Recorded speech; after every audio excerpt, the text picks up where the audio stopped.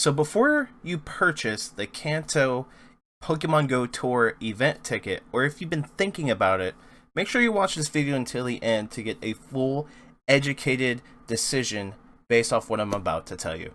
Let's get into it.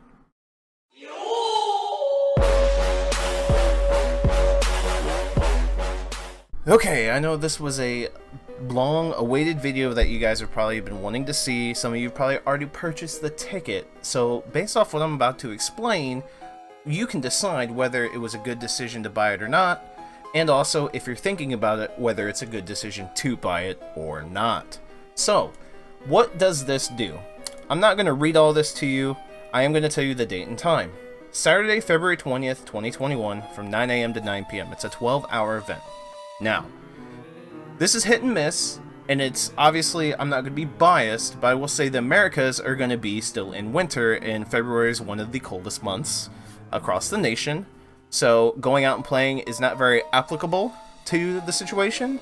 Now, of course, the other half of the world and whatnot, you got spring, fall, yada yada. So it's not just, to not be biased. Some people have great weather, some people will have bad weather. That's just how it's going to be. But that's something to keep in mind for, you United States players like myself. Now, you get a chance to catch or try to collect all 150 originally Pokemon discovered in the Kanto region, because there's two different forms. We got green and red. You get to choose, and each one has specific spawns, so that means you're gonna have to trade in between each other in your community, which could be hard if there's snow on the ground or it's really cold. In-person trading is not going to be as easy, but there are long distance trading, so I guess you could, if Niantic allows it to be 40 kilometers like they're about to now, if that's permanent, then you could muster a trade up. But in order to collect them all and win that special research, you're gonna have to trade. A big selling point is the access to all the shinies. Now, here's something that you have to consider. How many Gen 1 shinies do you have? Are you like me and have pretty much almost all of them that are available right now? There's only a very select amount I don't have. Or are you like someone else who doesn't have a lot of Gen 1 shinies? Already right there, that justifies buying the ticket. If you do not have a lot of Gen 1 shinies, it does justify the ticket. However, the shiny rates for this don't get your hopes up. And I think this is the #1 driving point of this ticket, is the shiny hype, but you have to be aware of how GoFest was this last summer. That's probably what the spawn rates are going to be. No way, in any shape or form, did I nab as many shinies that I absolutely needed from Pokemon Go Fest. Matter of fact, only got 6 shinies in 2 days. So don't necessarily buy into the shiny hype, and don't assume you're going to grab all the shinies you need. Now, what are some of the new shinies you can get? Well, let's go ahead and look at some of the shinies. Now, some of the new ones are going to be like Hitmonlee, right here, and Hitmonchan. Those are going to be hard to get after the event. Now, still, you can't assume that you're going to nab these, and you also can't assume that the spawn rates are going to be good for the certain Kanto Pokemon you're trying to catch. There's a lot of assumptions going into the hype of wanting to do this event based off shinies and the spawns that you're expecting alone. We can already pretty much guarantee that the shiny rates aren't going to be as high as a community day. It'll be more like last Go Fest.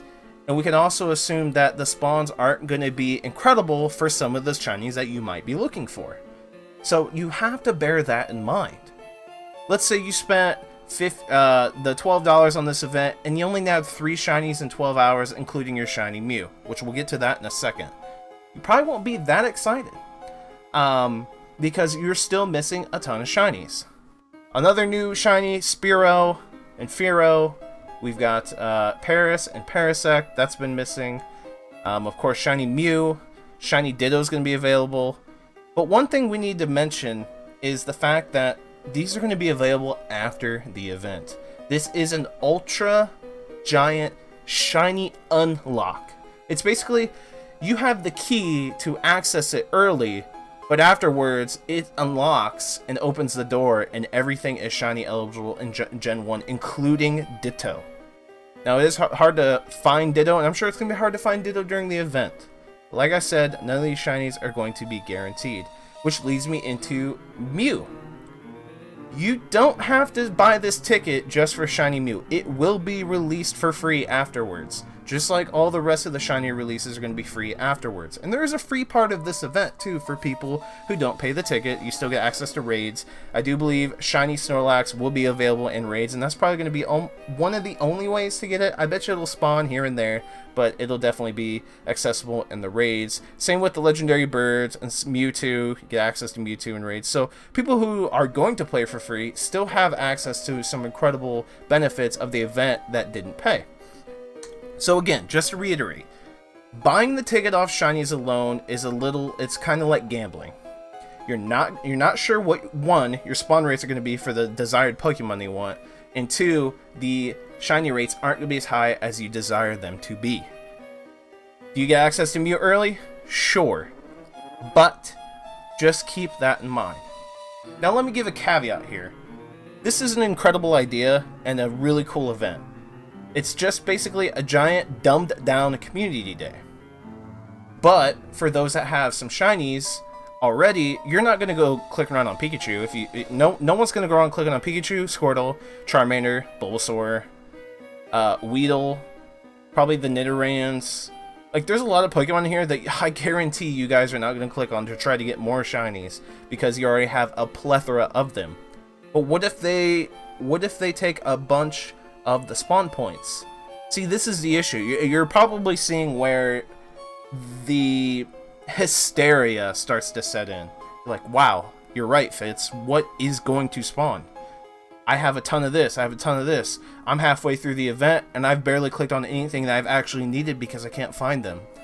And obviously, the number one solution to this is Niantic to be a lot more clear to us on what is going to be spawning, where, why, yada, yada, yada.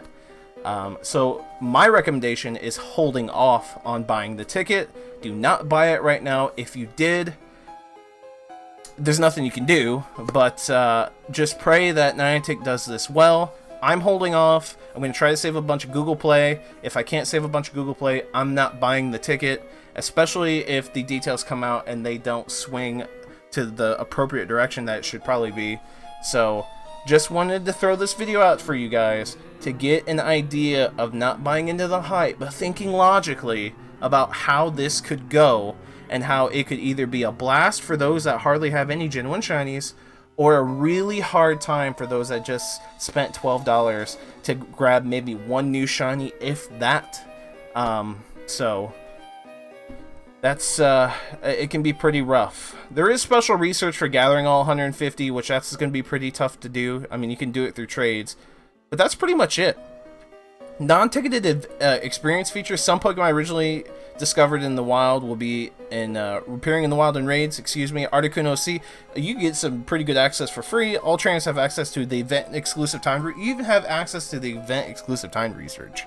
So that's not a special thing. And then there it is, a trade range. Okay, 40 kilometers. So, I mean, that's pretty good by itself for free, guys. You can have a lot to do for there. But they don't mention any like double XP, double Stardust for ticket holders. Like, there is no... you'll earn more candy. That's okay. But, kind of forces you to click on things that you don't want to click on because you're shiny hunting. So... it is what it is. I'm curious what you guys think in the comment section down below. This isn't about justifying the $12 as $12. This is justifying your potential in the event for $12. If there's a lot of potential there, then it makes sense. But if I'm trying to hunt down a Paris and it's not spawning much, a Spearow and it's not spawning much, Hitmonlee or Hitmonchan, depending, if the ones I need aren't spawning much, I am not going to have a good time. I'm really not. Imagine participating in a community day and the community day Pokemon's not spawning hardly at all. That's literally what it would be on top of lower shiny rates. Real quickly before we wrap this video up, make sure you go over to the Go Hub. I will link this in the description. Kitty does We Need to Talk About the Kanto Tour. Some more things, kind of talk about the shinies, the prices, what's available to everybody, kind of what I already went over, but the price, how it's more expensive in other countries, the markup's pretty big, and just kind of explaining why you might not need to buy the ticket based off Christmas and the expense of families playing together, stuff like that. And also you got the pandemic, which means relying on your incense is probably going to be a lot more heavy, which is not a fun way to play, and having to rely on those random spawns. It would be very, very, very restrictive in terms of playing the best possible way you can. So again, let me know what you guys think in the comment section down below. Smash that like button and subscribe for more videos like this, more technical, in-depth analysis and speculation. Be a part of the Fitz City fam. That's it, the boy Fitz City, and I'm signing off. See you guys in the next Pokemon Go video.